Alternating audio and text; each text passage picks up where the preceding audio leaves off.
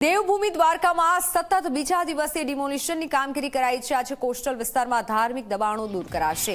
ધાર્મિક દબાણ પર ફરી વળ્યું છે દાદાનું બુલડોઝર। પોલીસના ચુસ્ત બંદોબસ્ત વચ્ચે ડિમોલિશનની કામગીરી હાથ ધરાઈ છે।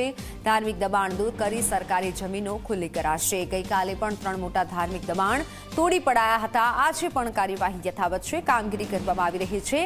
સતત બીજા દિવસે ડિમોલિશનની કામગીરી કરાઈ રહી છે। ધાર્મિક દબાણો દૂર કરવામાં આવી રહ્યા છે।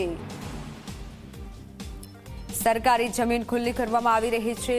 દ્વારકા ખાતે ફરી એકવાર જે કામગીરી હાથ ધરાઈ છે, ગઈકાલે પણ મોટા પાયે આ કામગીરી કરાઈ હતી। આજે ફરી એકવાર દ્વારકામાં ડિમોલિશનની કામગીરી કરવામાં આવી રહી છે। સતત બીજા દિવસે આ કામગીરી યથાવત છે।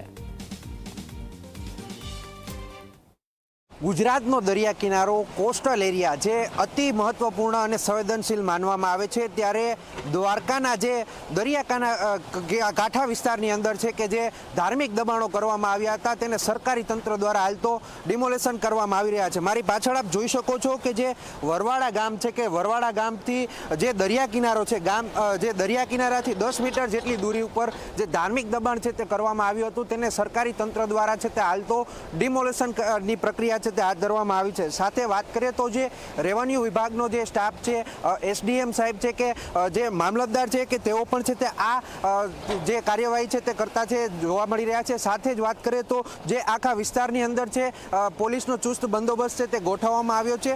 મહત્વપૂર્ણ એ છે કે જે ઓપરેશન સિંદૂર વખતે પણ આ જે વિસ્તાર છે કે જ્યાં સમગ્ર વિસ્તારની છે તે નજર રાખવામાં આવી હતી, ને આ જે વિસ્તાર છે કે જે સંવેદનશીલ માનવામાં આવે છે, ત્યારે જે દબાણો છે તે ધાર્મિક દબાણો કરવામાં આવ્યા હતા તેને આજે સરકારી તંત્ર દ્વારા છે તે દૂર કરવામાં આવી રહ્યા છે। ગઈકાલે 2 કરોડ જેટલી જગ્યાને છે તે ખુલ્લી કરવામાં આવી હતી, ત્યારે આજે બીજા દિવસે સતત ડિમોલેશનની કામગીરી છે તે હાથ ધરવામાં આવી રહી છે। જયદીપ લાખાણી, G24 કલાક, દ્વારકા।